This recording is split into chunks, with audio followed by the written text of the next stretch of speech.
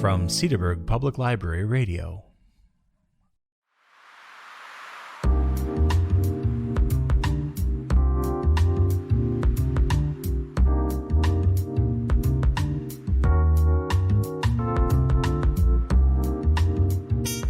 Well, welcome everybody to the kickoff of the 2021 Great Decision Series, sponsored by the Cedarburg Friends of the Library. And obviously we're here in a virtual format instead of gathering in the community room as we have in the past, but we are certainly grateful for the return of this time-honored program, which provides citizens with an in-depth look at some of the current issues of the day. My name is Jeff Messerman. I am the Library Associate here at the Cedarburg Public Library, and I want to thank you for joining us this evening. Before we get started, I'd like to ask if we have any Cedarburg Friends of the Library joining us tonight. And if so, feel free to smile and wave, because we absolutely appreciate your generosity. And these programs are made possible because of you. So thank you so much. Tonight, we are pleased to welcome back Cedarburg resident and retired Senior Foreign Service Officer, Mr. John Katzka, who is kind enough to bring his wealth of experience and knowledge to the topic of global supply chains and national security this evening. As we know, the shutdown of global supply chains due to the COVID-19 pandemic brought to the fore an issue with the high level of global economic interdependence. What happens when one country is the main source for an item, say face masks, and then can no longer supply the item? Countries suddenly unable to meet the demand for certain supplies are faced with growing calls for economic nationalism. What are some of the lasting effects of the pandemic? What they could have on global supply chains and trade? How will this affect national security? Well, we are about to find out. So please join me in welcoming Mr. John Katzka. Thank you. Well, welcome back to Great Decisions in the 2021 version. Hopefully next year we'll be back in the library's community room. Looking at the 4 topics we are addressing this year, 2 are very general. The talk I'm giving tonight on global supply chains and national security, and the one that Peter Kranstover will give at the end of globalization, with a question mark after it. We are using these big picture topics as bookends for 2 important, though more narrowly defined themes: China and Africa, which will be next week, and the Persian Gulf security, which will be the week after that. Great Decisions in Cedarburg has been going on now for 12 to 13 years. I'm trying to figure out exactly when we started it, but it's about that time frame. During that time, we have enjoyed a strong relationship with 3 organizations. First of all, the wonderful people here at our library. Secondly, the Cedarburg Friends of the Library. And as a past president of the Friends, I heartily recommend to you that you become members and support these kinds of programs. And finally, the Ozaki League of Women Voters. The library staff provides the logistical support. The Friends provide the financial assistance to make this program work. The League has been very helpful in getting the word out on the value of these programs. I highly recommend that you support all 3. Now, a couple of what you might call housekeeping items before we get into our topic. Though I was a government spokesperson when I was a diplomat, I speak for myself these days and have no responsibility to promote the official position. I do have a responsibility to be responsible, and I'll try to do that. I have a perspective, and there are many perspectives on any foreign affairs issue, and it's important that you expose yourself to as many points of view as possible before you make up your mind on this or any issue. One of the ways those perspectives divide foreign affairs, and those of you who have heard me before know this is how I start off every talk, is the difference between realists and idealists. In recent years, I have favored the realist point of view, just to let you know where I stand. That is the more pragmatic national interest approach, as opposed to the idealist orientation, which focuses on values like human rights and democracy.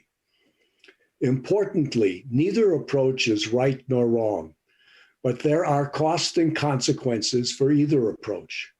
When you hear someone's perspective on an issue, think about those costs and consequences. With the exception of the last 4 years, when President Trump had a more personal approach to foreign affairs, We have generally favored the idealist approach in recent years.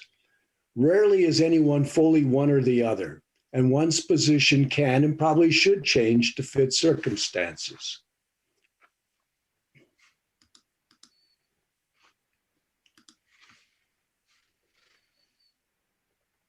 I suspect, were it not that we are in the throes of this pandemic, supply chains might not even be a topic for great decisions this year.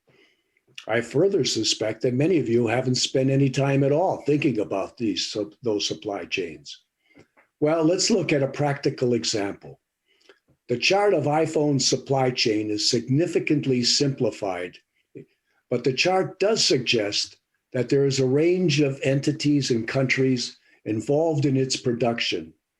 Though its contribution to creating components for iPhones is modest, China is critically important to the assembling of those phones and can put together massive assembly lines of over 28,000 workers in days, which would take us months to assemble if we could find the workers at all. I'll come back to this point at various points in the presentation because it's important when we begin to look at alternatives. So when there are changes in screens or chips or whatever that can happen at any time, that kind of flexibility is important to a company like Apple. At the end of the day, the opportunity for disruption in the iPhone supply chain is enormous. Globalization, a topic that Peter will address at the end of the month, or as it is also called, the liberal international economic order. And the word liberal in this is used in this European sense of the word, meaning pro-business and pro-free trade. Well, globalization is still the concept, the framework. Supply chains are the mechanism for bringing those iPhones and other things that you want or need to you.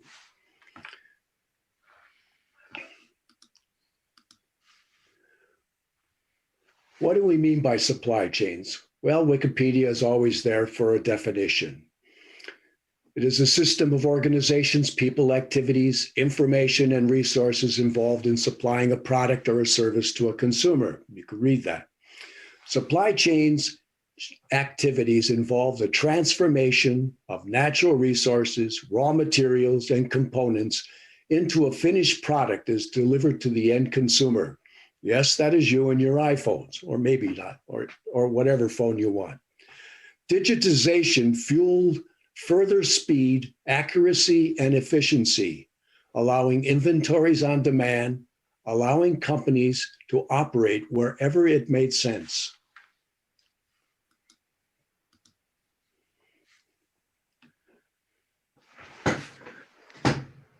Let me talk about supply chains in general terms, citing its broader dimensions and its general effect on our lives, say beyond iPhones. Well, any discussion of supply chain has at least three dimensions. One, obviously economics, trade, just-in-time inventory, things like that. Two, politics and national security. The World Trade Organization, the WTO, though you would think it was in the economics portfolio, I see it more in the political portfolio because that's the dimension that is one of its biggest drivers, especially now. Another factor of the politics and national security are the issues like critical product denial, like those masks and gowns that we were looking for when the pandemic broke. And then there are issues like protectionism, isolationism, and anti-globalization. The third factor are black swans or unpredictable events, such as pandemics or technological breakthroughs. By definition, black swans can be either positive or negative, though both are disruptive. In the case of COVID-19, we are definitely talking about a negative disruptor. The way in which we put together the vaccine for this through the messenger process may be one of the positive sides of this pandemic. According to The Economist magazine, supply chain managers have had a stressful few years. From the Sino-American trade wars to Brexit to COVID-induced restrictions on medical products, experts, and travel, there has been a lot to deal with. The idea of bringing back jobs has been a common theme among politicians who have long argued for companies to shift production back home because they want jobs for their constituents. There can be, as well, an economic case for bringing businesses and jobs back home. For example, to cut transportation costs or reduce inventories.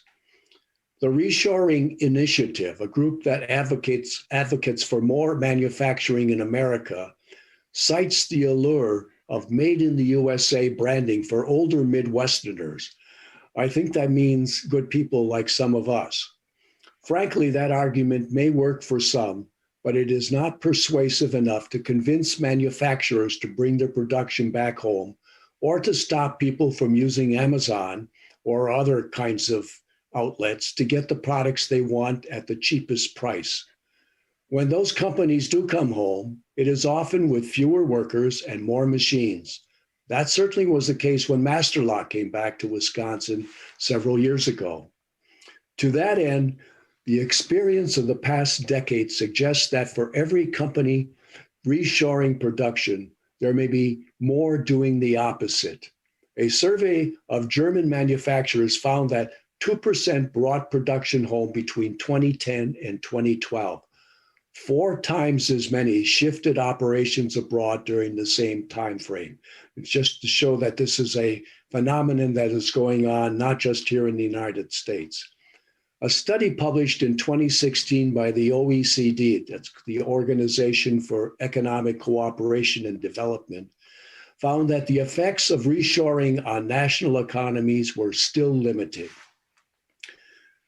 And then we have ideas of where the government becomes involved in trying to promote a particular industry. A look at the solar panel industry shows that presidential intervention, in this case by Donald Trump, to support domestic companies, ultimately led to higher prices for those products because these new companies were not able to compete with international competitors.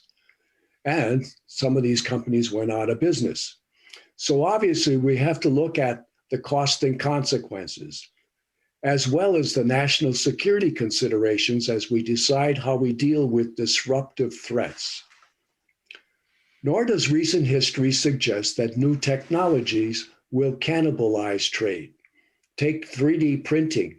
In 2017, a report by ING, a respected global bank, predicted that 3D printing could wipe out 40% of trade flows by 2040. Well, a study by the World Bank found that 3D printing's use in the hearing aid industry, as an example, was useful for only part of the manufacturing process. And hearing aids are cheap to transport. And as a result, supply chains were not affected. Of course, this doesn't mean that in the future, 3D printing's impact will not be greater, especially in products that do not require major foreign inputs and where shipping costs are an issue. Looking at another 3D printing effort, Gary Gareffi at Duke University noted that Adidas failed in their effort to 3D print shoes in America and Germany. He found that a lack of locally available components meant the shoes had to be simplified so much that they lost their consumer appeal. So we can see that there are a wide range of influences and limitations to supply chains. The rise in tariffs in America and elsewhere over the past 4 years could, in theory, have been a game changer, encouraging companies to move supply chains nearer consumers. But there is little evidence of a great shift towards made in the USA following Trump's tariffs on Chinese imports. Although American manufacturing imports from 14 Asian countries fell in 2019, there was no offsetting increase in gross domestic manufacturing production here at home. The Economist reports, at the worst of the pandemic, company bosses inevitably wondered if bringing production closer to consumers might help. Recent reports suggest that import growth is still growing faster than domestic manufacturing production. As I mentioned earlier, supply chains are a product of globalization, and their importance has accelerated since the 1990s. As a result, often those supply chains include production that stretch across several countries, as we saw with the production of iPhones. When issues like trade wars and pandemics strike, those multi-country production supply chains are stressed, affecting both the exporter and the importer. We're seeing it right now with the freeze in Texas, where chip production has been affected. Under the current globalization model, there is little incentive for companies to revert to one country production.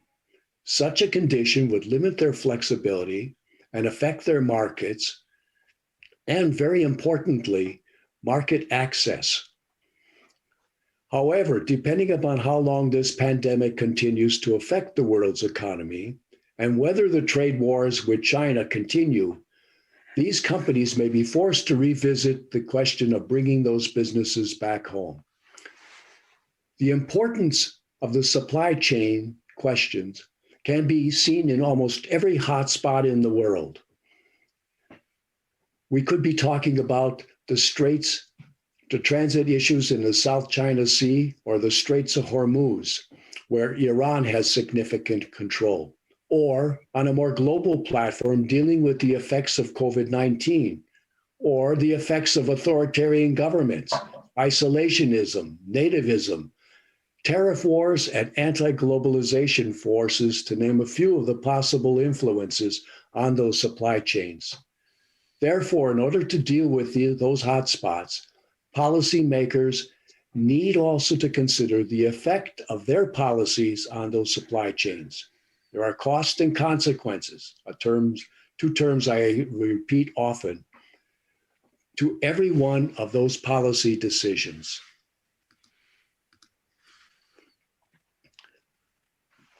Obviously, there is concern in the United States about our trade dependence on China in several areas. It is one of the few areas where there is bipartisan agreement. But the story is more complicated. There are also Japanese cameras and Taiwanese chips and South Korean screens and Congolese minerals, to name a few involved in just those iPhones. We were already in a trade scuffle with China before the virus exacerbated the issue. Policymakers in the US from both parties want to examine the level of our dependence on foreign sources, especially from potentially hostile sources. Part of that examination will be cost and quality. Remember those Chinese assembly lines I mentioned earlier as one of the costs if we have to try to do the same elsewhere or here in the United States. To give you an historical view of this kind of process of where do you produce things, David Ricardo, an 18th century economic philosopher, noted that countries should produce items where they have a comparative advantage. Reshoring or bringing jobs back home are still affected by Ricardo's observation. With this broad introduction to the concept of supply chains, now we're going to focus on how this works in particular countries and regions. Let's start with China, as it is the principal cause of our current supply chains concerns. China's embargoing critical medical equipment at the outbreak of COVID-19 raised bipartisan concern about our trading relationship and supply chains in general. Add to that the intent and the effect of the BRI, that's the Belt Road Initiative, which is a fantastic Chinese project to build supply lines and gain access, if not control, of raw material sources around the world. More on that next week in our talk about China and Africa. And then there are those key raw materials and access to them, and technology-related supplies. You may have seen recent reporting on the international auto production cuts because of shortages of semiconductors. US chipmaker Xilinx is reported to say that auto industry will need to rethink its supply chains. And add to those issues We have China's more aggressive behavior in Hong Kong, toward Taiwan, and in the South China Sea.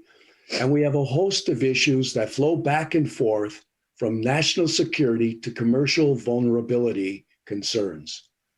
Thankfully, you will have an excellent source for expanding on all these dimensions next week. Rick Rocamора's business background in China and in Asia gives him a unique perspective on our relations with the region.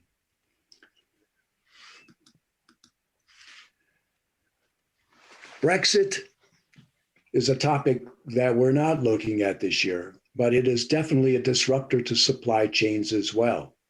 The United Kingdom is among the 3 largest economies in Europe, and the rules are changing on how it deals with the EU and the rest of the world. And it is, possibly was, depending upon how this all shakes out, Europe's leading financial center.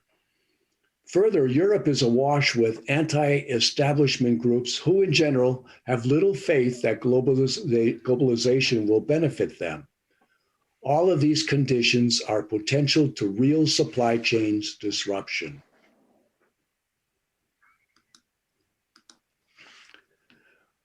While the virus has reduced demand for petroleum products in the short term, the Middle East continues to be a concern for supply chains. The Straits of Hormuz is a potential blocking point for that trade, especially with the escalation of aggressive relations between Iran and a consolidating Sunni majority in the Middle East. And you can see here with the Straits of Hormuz, this is Iran up here. This can be a stranglehold. And Iran has played with it in the past when crises have developed. Warfare in the Middle East is widespread, and the miserable economic position of the masses could quickly erupt into widespread violence, another disruptor to supply chains. More on this in 2 weeks.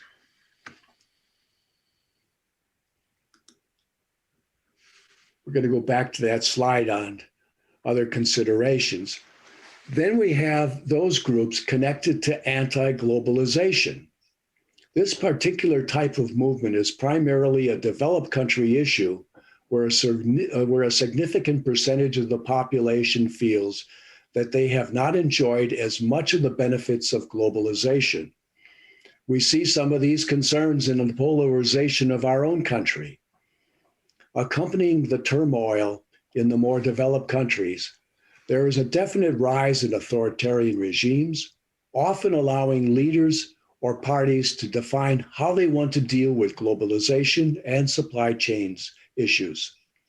Further, fear of control over their lives is fostering isolationism, nativism, with racism meshing well with anti-globalization movements.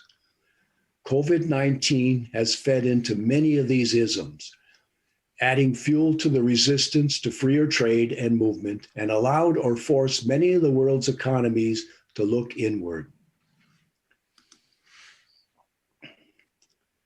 As we look at how we are going to deal with the future, here is a set of 3 factors that are discussed in the Great Decisions booklet that is available in the library, by the way, on the topic of supply chains and national security that could apply to any number of places in the world, but in the short term are most likely to apply to China. So without stepping too much on Mr. Rocamора's talk next week, here are Jonathan Chanis's options on dealing with supply chain disruptions that rise to the level of national security concerns. They are renewed engagement, decouplement, and industrial policy adoption.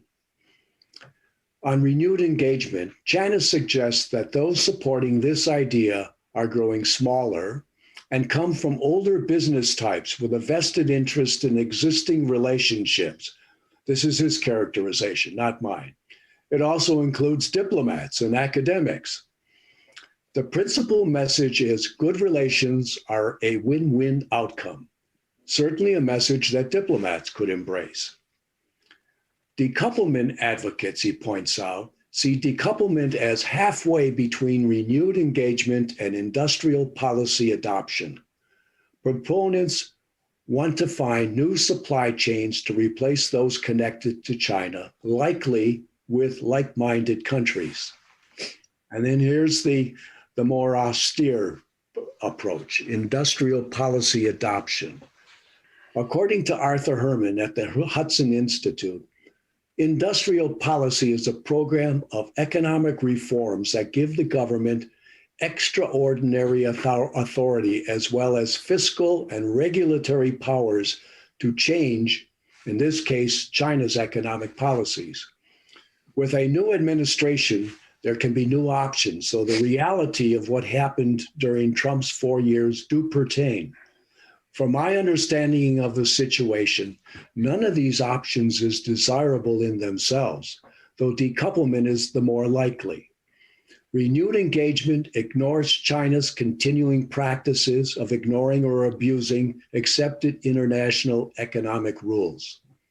Decouplement, and especially industrial policy adoption, have severe economic consequences if too broadly applied. A more nuanced approach could be a targeted application of primarily renewed engagement and decouplement using industrial policy as a bargaining tool. We also need to remember that our culture of limited government involvement in our lives and aggressive individualism would make industrial policy very difficult to achieve outside of a world war.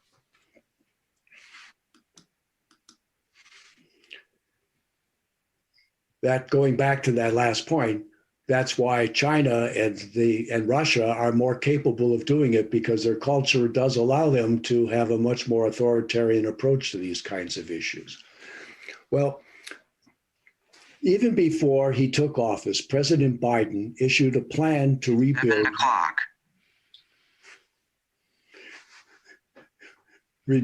U.S. supply chains and ensure that the United States does not face future shortages of critical equipment. Frankly, this was not dissimilar to what the Trump administration was saying about critical products, especially after the pandemic struck. Both approaches, however, have to deal with some of the things we talked about earlier in regard to reshoring, supply chain realities, and multinational corporation goals. Biden's initial goal is to monitor the process, look for vulnerabilities, and close identified gaps. The plan promotes resilience rather than pure self-sufficiency. In fairness, we have been able to protect a limited number of products and sectors from the vagaries of international commerce. Agriculture comes to mind as an area that many countries protect. And then there is the federal protection of the oil and gas industries. The long-time subsidization of the fossil fuel providers is controversial, and I won't get into the arguments for or against here tonight. However, if we try to build a domestic capability to protect other industries like cyber interest, we will run into cost, quality, and quantity issues. Remember again, those Chinese assembly lines with 28,000 workers. Also, U.S. international corporations would require a powerful argument to agree to give up their supply chains, responsible as they are to their stock owners and aware as they need to be to what their competitors are doing and where they sell their products. I said I gave this particular presentation a couple of weeks ago in Franklin. On February 24th, on the 24th, I was getting ready for the talk, and I just checked to see if there was anything new. Well, on that day, President Biden announced an executive order to help create more resilient and secure supply chains for critical and essential goods, so that as a country, we can respond quickly to whatever crisis hits us. I was revising that text rather quickly that day. Relatedly, the executive order calls for a 100-day review involving all federal agencies, that means everyone in the federal government, to address vulnerabilities in the supply chains of 4 key products. And the first is APIs. Well, that is not the computer definition of APIs. It's the pharmaceutical, which means active pharmaceutical ingredients. In recent decades, more than 70% of these ingredients come from abroad. The second one is rare earths and carbon fiber, which are critical to our defense, high tech, and other products. Third is semiconductors and advanced packaging. And I had to look up advanced packaging, and it's really what it says. It's all the ways in which we have come up using technology and available sciences to produce better packaging for moving things. It is an area where we have underinvested in production while losing our innovative edge. And the fourth area are large capacity batteries, which will be critical to the development of electric vehicles.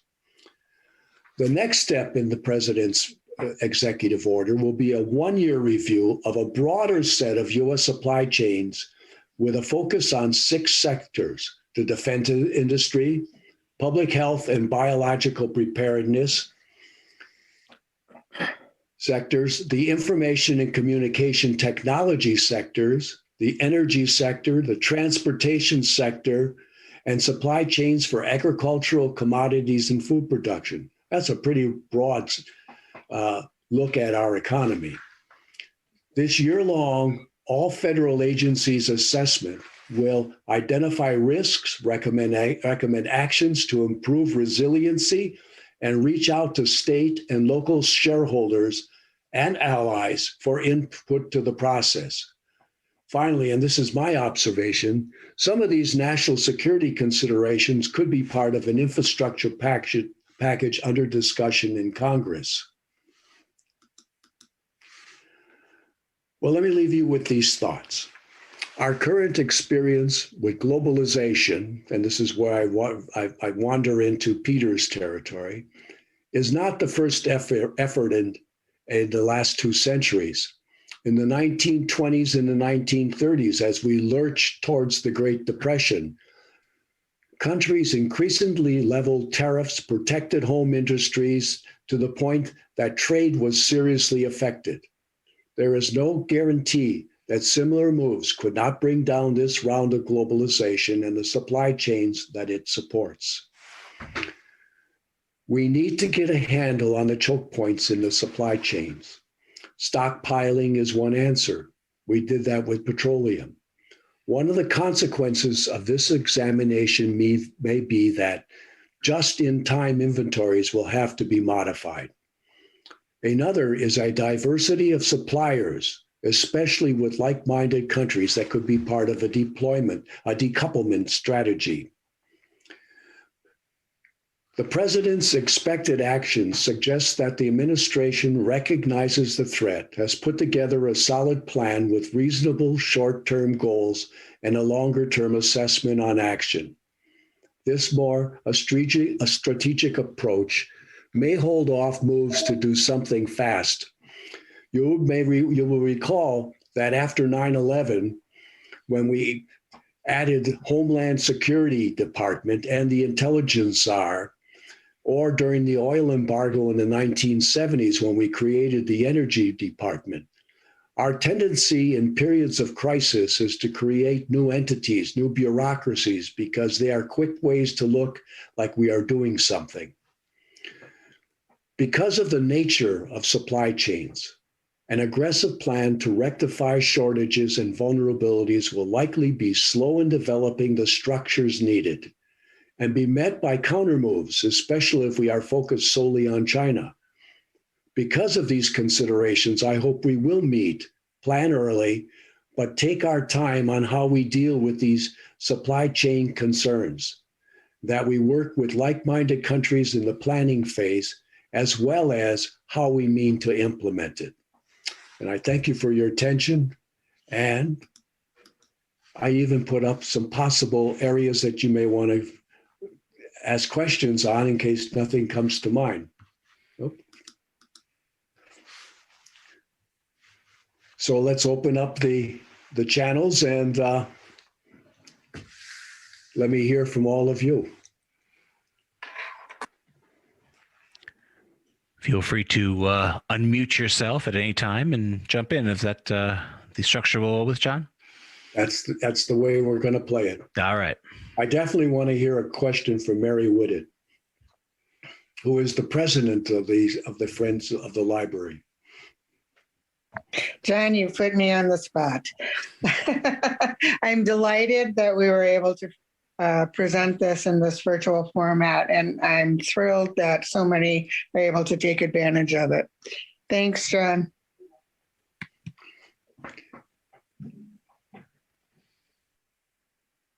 So I don't know, it's sort of a question, sort of a request for your thoughts on China. China doesn't really have to care, it doesn't seem, that much about what the world thinks of what it's doing. So, I mean, I don't know how true that is. Maybe you can comment on that. And then, like, how do you deal with a country that, doesn't have to play by the rules? How do you exert influence? How do you work with them, or around them, or through them, or under them, I guess, in order to get your needs as a country met? Well, China is actually indicative of a number of countries who have become much more important in recent years that were not there at the end of World War II when the rules were put together for this round of globalization. We were largely responsible for coming up with the rules for this. In the case of China, since they weren't there for setting up the rules, they don't have any particular stake in that game.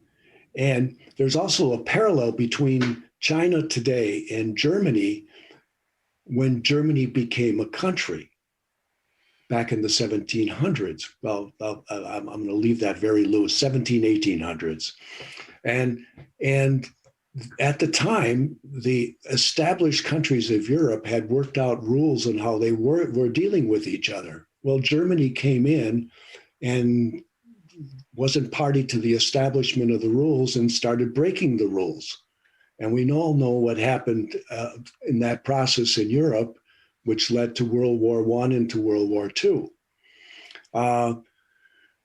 I don't want to draw a parallel between what China is doing today, but they clearly do not have a stake in the idea that there is protection for intellectual property rights, patent rights, and things like that.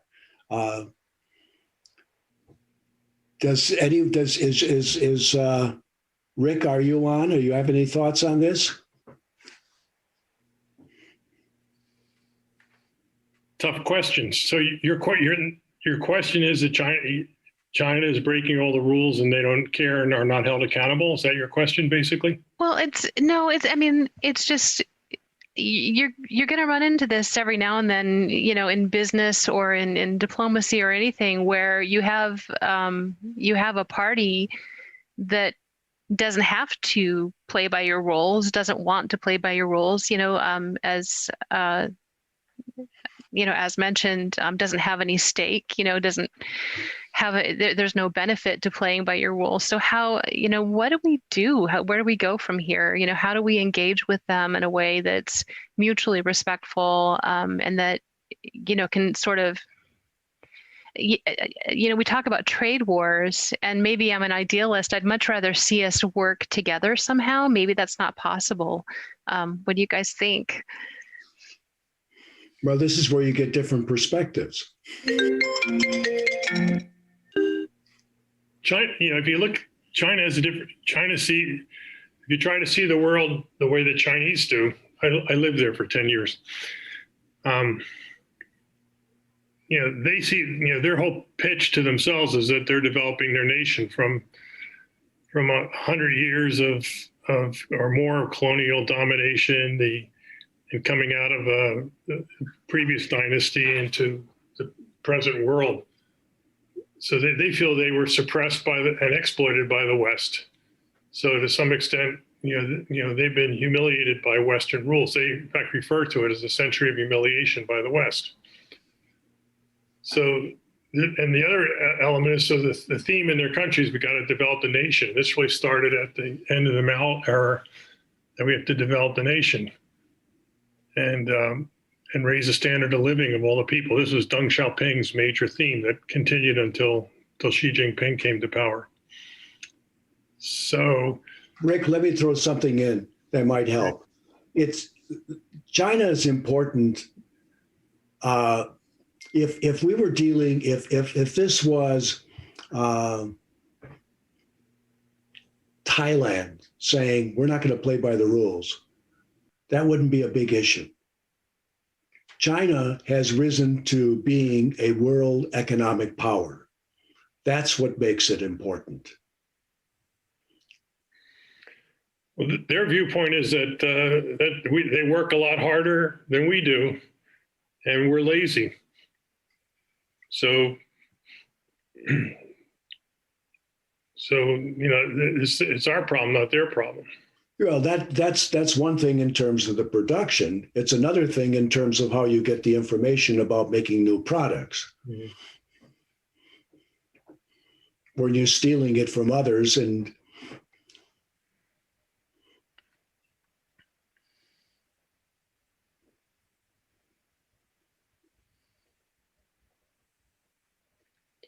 I think it comes down to me. It comes down who's hungriest. Why are there so many Chinese students in graduate programs in the United States, and the program, the key STEM programs are dominated by foreign graduate students. Majority are Chinese, and why are American students there? Where's the hunger in our society to succeed? I mean, this is the thing that worries me the most. Well, and it worries me as well. I mean, we enjoyed the fruits of the industrial age, and we're coming off a long period of prosperity, and that does take away from the drive within a country. So what do you think would make us hungry again? Like what needs to change? How do we get motivated as a country to to grab that brass ring, I guess?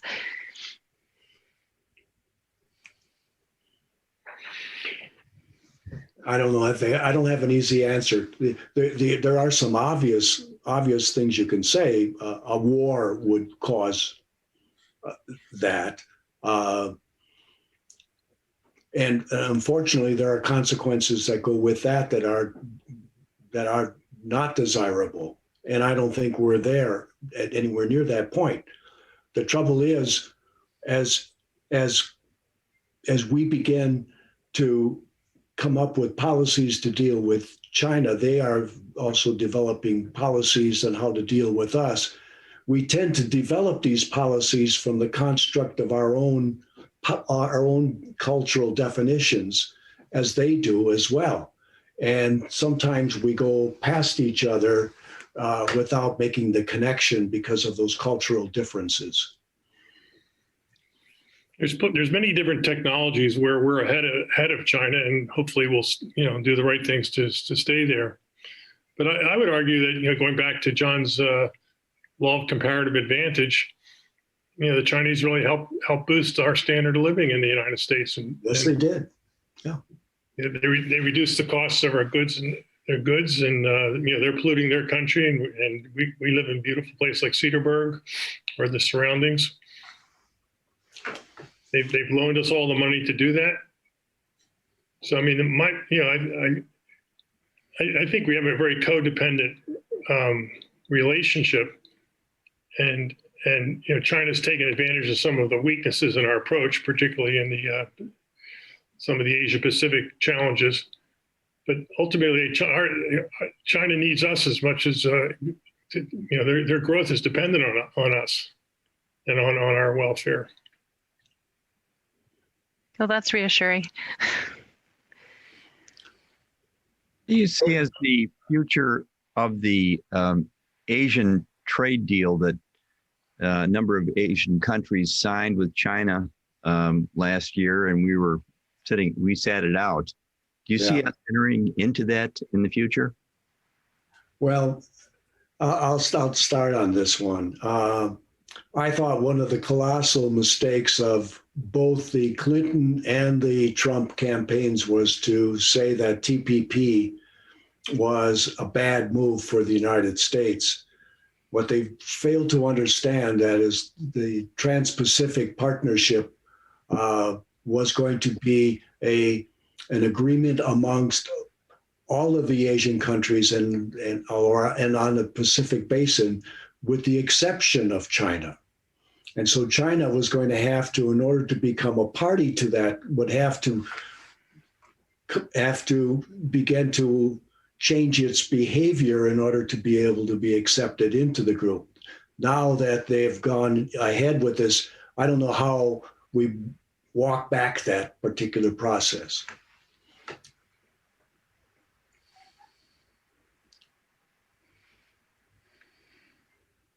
Rick, you have a thought? Well, I guess one of the themes of the Biden administration is a return to multilateralism, which is a version of the TPP. Probably won't be called that, but I think that has to be an area that we need to focus on and addressing, in some way resurrecting that. Yeah, I think what an element that flows through the whole range of things we've been talking about is we can't do it alone. We're going to need friends. We're going to need like-minded countries to be able to deal with the issues that we're decouplement, for example, would be a way in which we find allies in which to deal with the chips that we need for the screens that we need. Because again, these companies, the multinational corporations they may be based in one particular country, but they think of themselves as global entities. The United States economy is, the China economy, I should say it differently, has reached parity, or will in the next couple of years, in size to the United States economy. But when you combine, if you combine the U.S. economy with Canada and the European economies and Japan, substantially we're much larger than China is. Where China's been really successful is they prefer unilateral diplomacy, making individual agreements, and that plays to their strength in sort of a divide and conquer strategy against the West. Our policy over the last 4 years was an enabler of China policy. I would think they were very pleased with the policy of the previous administration. I agree. I think that helped them a lot.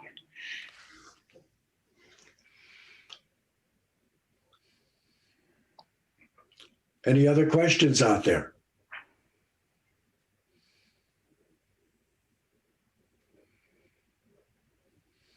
I can't see who all's on.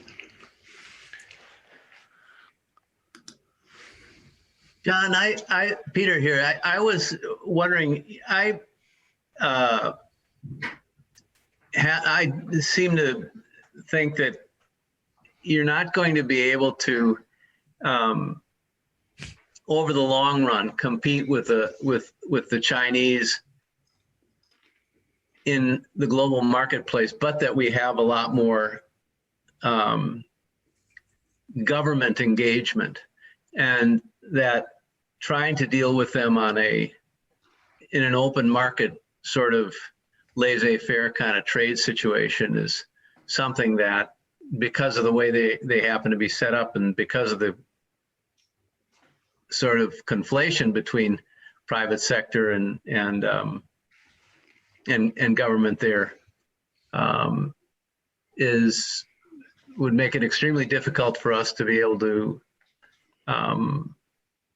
ultimately try and prevail. And so the only thing to do is to constantly engage with them and to maintain a multilateral type of system that's open and that relies on our strategic partners that I think over the past 4 years we seem to have insulted and dismissed. Wouldn't you agree? I do agree. I actually think that there was in the early days of the Trump administration, a useful message that was sent out to a number of allies. Unfortunately, the message kept going on for 4 years. It was a wake-up call that things didn't necessarily need to proceed as they were before, and that that we all needed to carry a piece of the burden of an alliance of relationship.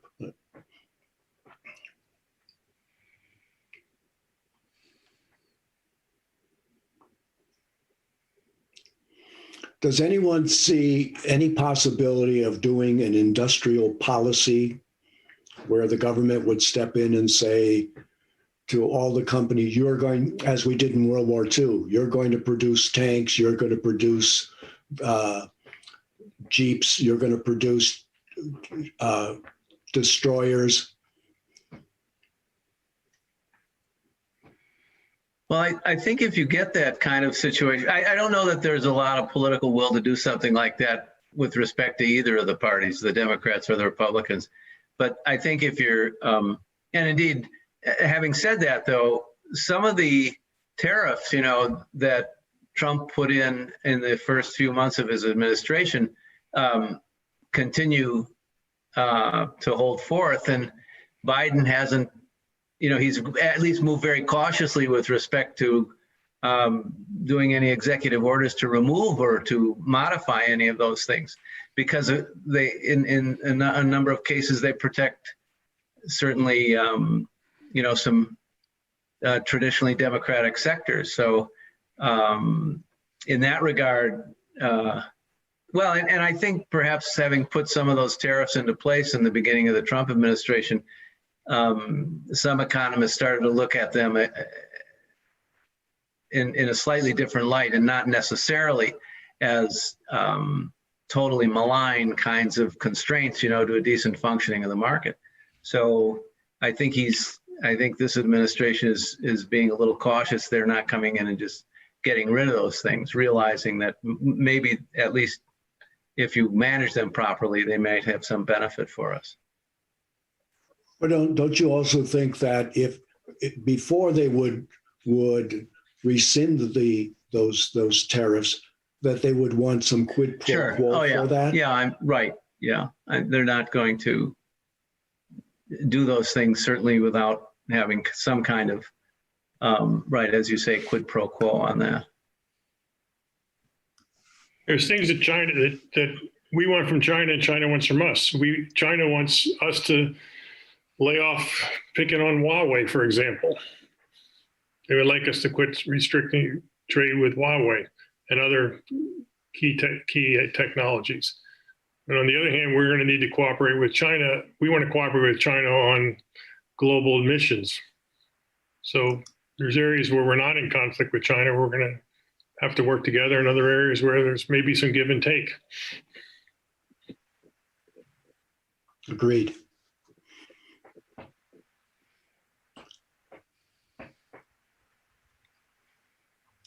Other thoughts? Questions? Something that's been bothering you.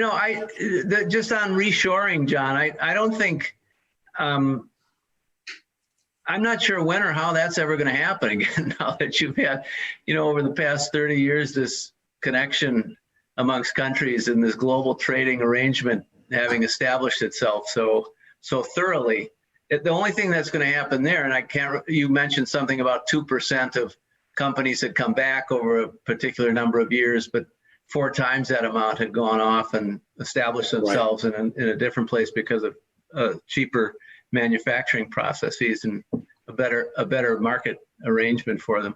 But I can't see reshoring happening in any sort of notable way in any manner that's would get us back to the 60s or the 70s certainly, but that you've got prices and for your inputs and for labor and things like this dropping dramatically. So I don't see it. The other Peter, thing the previous administration did that really, I think, was a giant mistake. So I'll back up. When the Japanese had in the 1980s, we were talking about Japan the same way today we're talking about China. I don't know if you think that's a fair analogy. They had a very favorable foreign exchange balance against us in trade. I don't think it's a parallel. I think Japan was largely playing within the rules. That was one thing. Second of all, Japan wasn't as serious a threat to our economic position as China is now. But Japan amassed a lot of, we had a very unfavorable foreign account deficit with Japan. And then they poured all their money and invested in the United States, like buying Sony Pictures, buying real estate in New York, and they promptly lost a lot of it. And China, the last couple of years that I was in China, the last two to 3 years, we were involved in several major projects where Chinese companies were investing in American factories or production in America. One was the Fuyao Glass, which was featured in an American factory on Netflix. You can see the documentary on Netflix. We did all the electrical for that. All the equipment was made in the United States, and all the jobs were created in the United States. The second one was Tianjin Steel in Corpus Christi. It was championed by Governor Perry, who was then Secretary of Energy, Perry. And we made all the transformers and switchgear for that again in the United States, but it was all sold in China. And they made a lot of jobs in the United States. And then the previous administration just shut it down. All that investment, reshoring through Chinese investment in the United States. The others that I was not involved with. It's 7:30. The big one is Smithfield Meats, the big pork company in Iowa. They bought that company up. So they were moving to reinvest in the United States, and we shut it down. I think it was a giant economic mistake. Peter, to your point about what could bring the reshoring back in a significant way is a very major negative. It's the end of globalization, of this round of globalization. Basically, when in the other, we were not, it was interesting because we were only about 15% of our international trade, of our economy was in international trade in the 1960s. Back when during the time of the Depression, it had to be significantly lower than that. So the amount of right now, I don't know if you have a figure on the amount of international trade, how much international trade is a part of our GNP, but I suspect it is probably close to 50%. Well, last I looked, and it's been a while, but it isn't in the past year. I thought that we were around a quarter actually of our GNP with respect to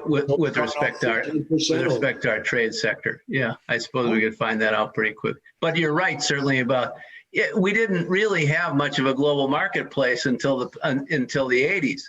And when we started to have we never needed it really, because we had our own market here. We were such a vast place. I always tell the story growing up in West Bend, a town of 8,000 to 10,000 people. They had 5 different factories going there and 5 different kinds of products, including farm machinery, for God's sake, and it was they weren't doing anything internationally, certainly. The other thing about reshoring, if you remember that I mentioned the Master Lock example, when those companies are coming back, they're not coming back with all the jobs that they had before. And increasingly, this is an issue that as we move deeper into the information age, just because you have companies doesn't necessarily mean that there are a commensurate amount of jobs that go with that.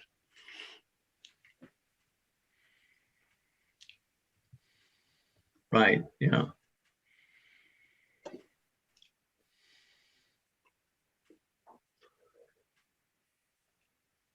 Meredith, that fire looks awful inviting. Mr. Katska, I have a question regarding reshoring. I was just wondering, we've been talking about this all obviously from a much broader like political context, and being a young person, Giovanna might also be able to comment.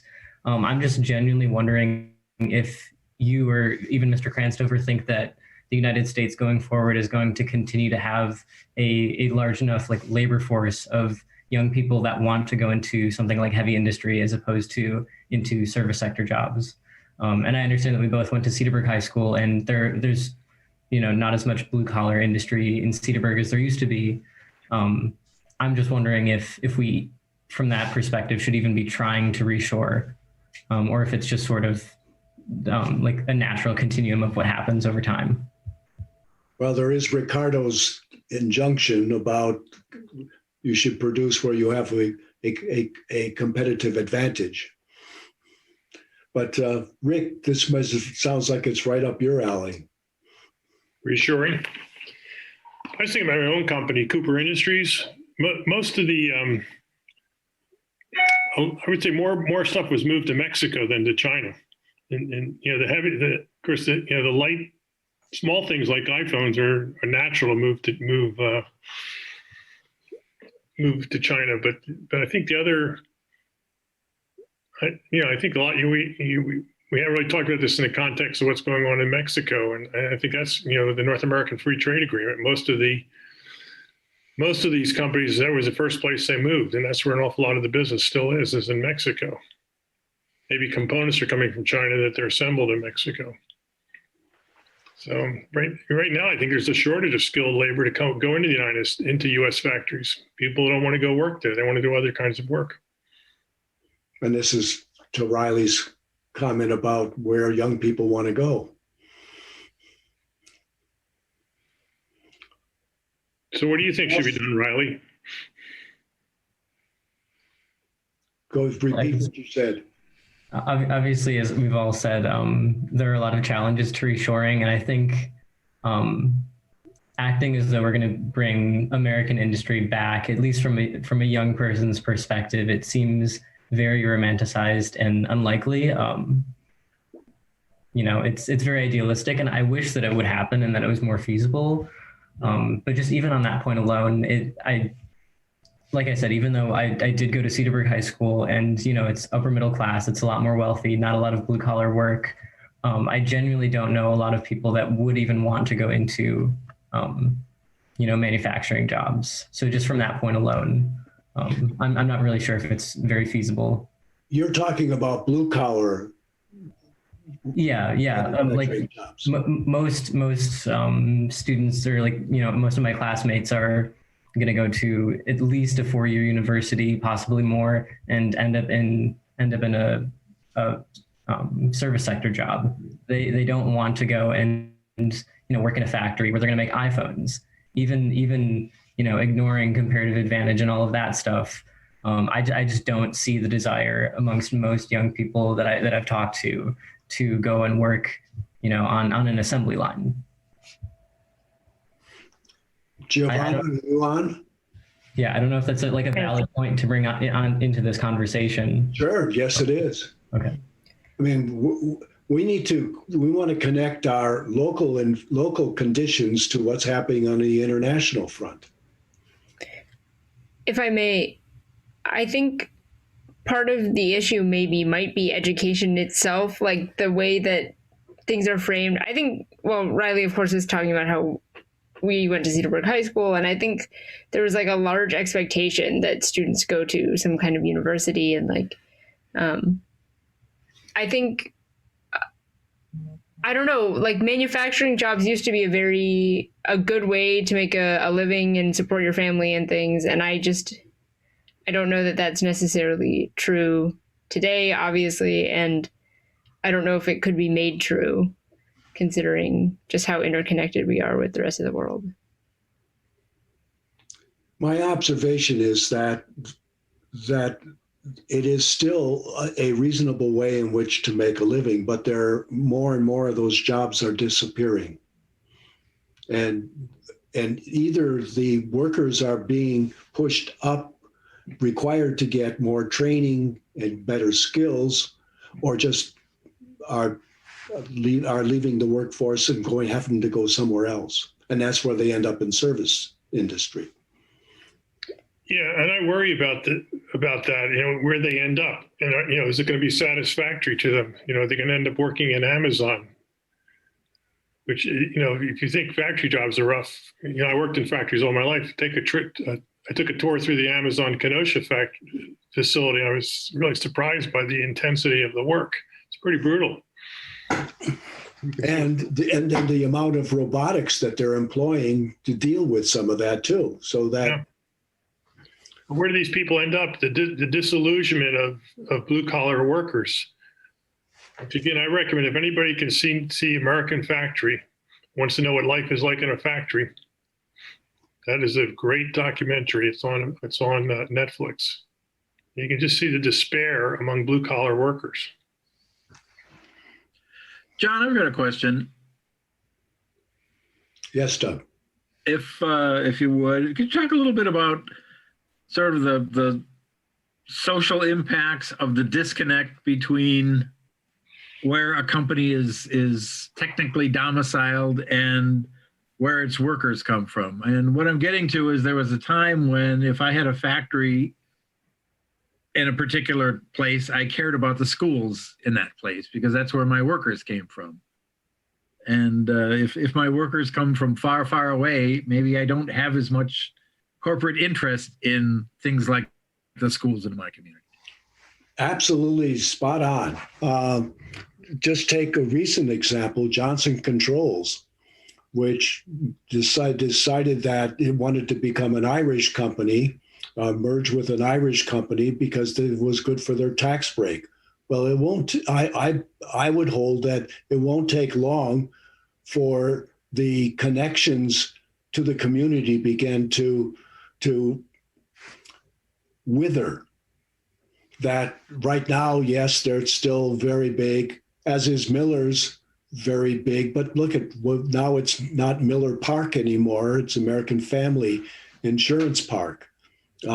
Those connections with these multinational corporations, and I understand that the model, but the consequences are in terms of accountability, of involvement in their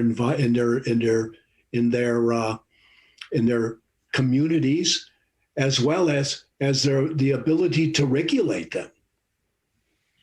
Because if you're you have companies all over the world, where are, I suppose you have a headquarters, but what's to stop you from moving your headquarters to somewhere else?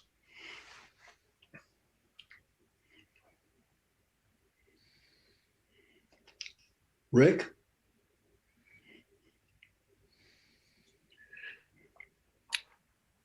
There's some interesting articles written about, what Doug was saying. The companies get decoupled from their communities and decoupled from their employees. Where in the old days, everybody would know everybody up and down the org chart. Now that doesn't happen anymore, and there's less interaction, which leads to a lot of hostility and perhaps neglect of workers.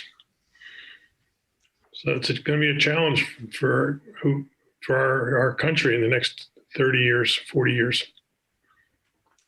Yeah. Well, I like to look at these things in macro terms, and as some of my interlocutors know, I talk about the changes we're experiencing as we move deeper into the information age. There's new winners and losers. There are changes in values. We can see all the anti-globalization forces that do not feel that they have been benefited from what's going on. We're living in a world which is starkly more confrontational than we had, say, 20, 30 years ago.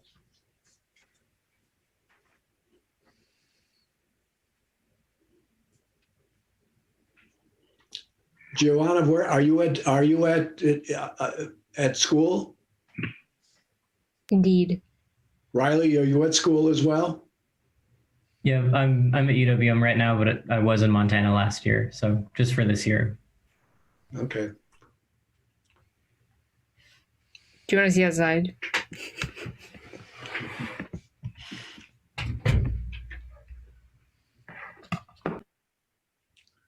Doug, have you got thoughts on it? On what? On the disconnect? Yes. Yeah, well, I mean, when you think about it, you can talk to some of the older guys who grew up with, the Briggs and the A.O. Smiths and whatever, and they played in the company band and they played in the industrial league for basketball, and there was much more integration between the rest of your life and your employer, and I think that's largely gone away. Yeah. I do have one other quick question for you. Can you touch a little bit on how sort of a just-in-time model affects supply chains or is affected by them? Well, very much. We're seeing it with what's happening with the auto industry right now because of China's.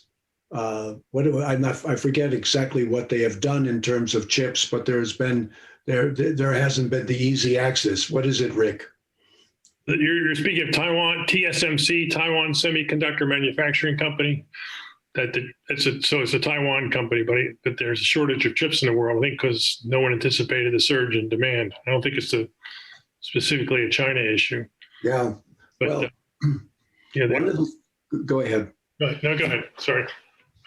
One of the things as we looked at what did the coronavirus do to our lives and how has it changed, it isn't so much that there are new things that came along. It's just that the things that were already happening have sped up significantly.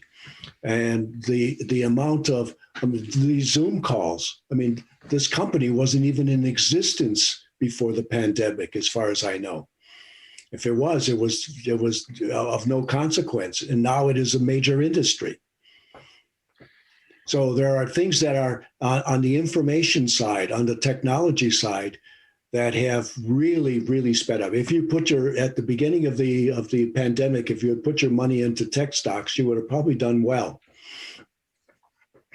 But just-in-time delivery, is just what it says. You minimize the amount of inventory that's used in the system, and just the velocity of the way things move increases, which makes makes your business more profitable. It requires less cash to run your business, and then you have one little bolt that you need to assemble your product doesn't show up on your assembly line, and you shut the whole assembly line down. Well, we saw a little bit of that with PPE in the early days of the pandemic. Yeah, exactly. I mean, there was a time when there was a much larger sort of strategic reserve of those kinds of products, and using a just-in-time model, we can just get it in a few days when we need it from the global supply chain. Well, in the case of the auto industry and other places, the semiconductor shortages have really, it's been very disruptive to companies. Not only a lot of companies that are using chips, not just the automotive industry. There's a shortage right now, and that's a cycle in the chip industry. They didn't put enough capacity in. And the chips are coming from pretty far away. And TSMC is the biggest world. There's others. We had the same problem in our South Milwaukee factory in 2005. We couldn't get the chips to complete our circuit boards that are used in power system protection products. So it's not a new problem. You can add more capacity if you can get it, or can get the technology. TSMC right now is leading the world in technology and semiconductors. But there are cost and consequences to these kinds of disruptions. So that if just in time goes away, there's going to be a cost for that, because you're going to have to establish larger inventories. That means another cost. That means prices go up. Or use lower quality products, components, for example. Which last line, yes, okay. You design, you end up designing your supply chain around that, and that's it's an interesting business for you people if you have a mathematical orientation to get into the supply chain.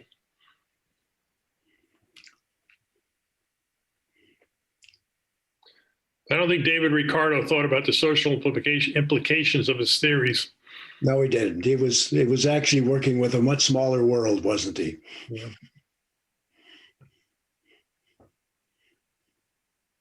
One concern I have in the process after we've talked a little bit is I think that this has been a wake-up call for us. I think we have to do strategically a lot of things different. Just in time is going to lose a lot of its benefits if you can't get what you need when you need it. In other words, we're going to have secondary suppliers that we can rely on. We're going to carry more safety stock. We're going to have to build alliances on the demand side. If we're consuming the goods being produced, if we get 70% of the world that consume most of the goods and align with them, then we're going to have the ability to still have leverage over the producing part of the society. I think we have to work on those relationships much stronger. And getting an alliance on the consumption side, setting the policies on the purchase side.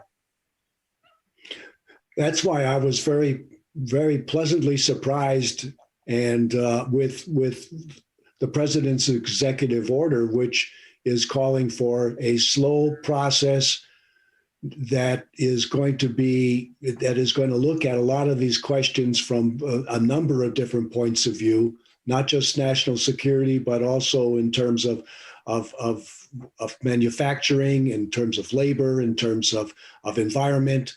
And so and I'm not thinking of the 100-day part of the process, but the 1-year-long process. And I'll be delighted if we don't have to get another department of something, because as you probably have noted in your look at remembering your government studies, these departments don't go away. We just get more of them. And we just create more bureaucracy. And having as someone who spent some time with bureaucracies in Washington, they're not bad, but they're not necessarily good.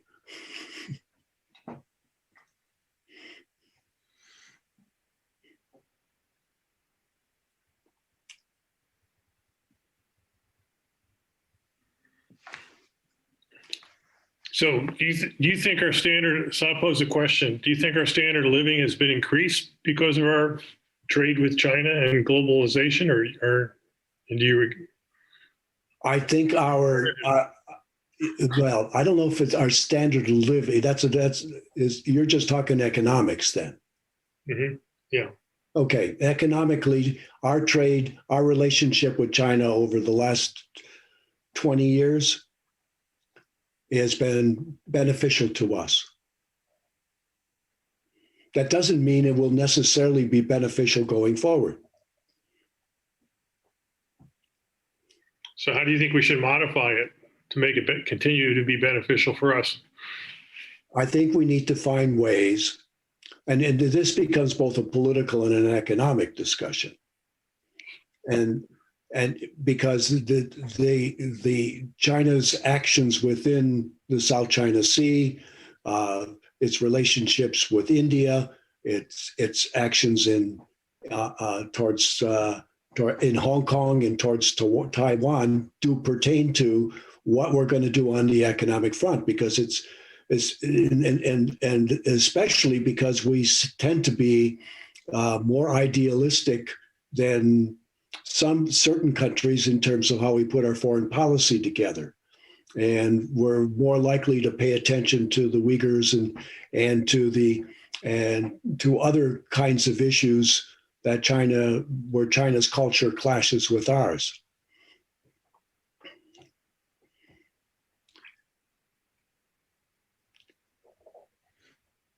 Well, thank you all very much for coming in. Next week, Rick Rocamoris right there, you see his smiling face with the map of China behind him. I think that is the map of China. We'll be talking about China and Africa, but Rick is a resource on many matters relating to China, as well as on the business dimension. So he's been a valuable interlocutor on tonight's talk, as has Peter and Doug Savage. Doug Savage will be talking about the Persian Gulf area. And he spent some time there. He's the director of the Institute of World Affairs at UWM. And Peter will be talking to globalization with a question mark on it at the end, because it's a good way to end this all, because will this continue? Delighted to have the young people joining us again. John, thank you so much for a great presentation and lots for all of us to be thinking about in the next couple of days. Thank you. Thanks very much. Thanks, John. Bye-bye, and thank you very much. Thank you, John.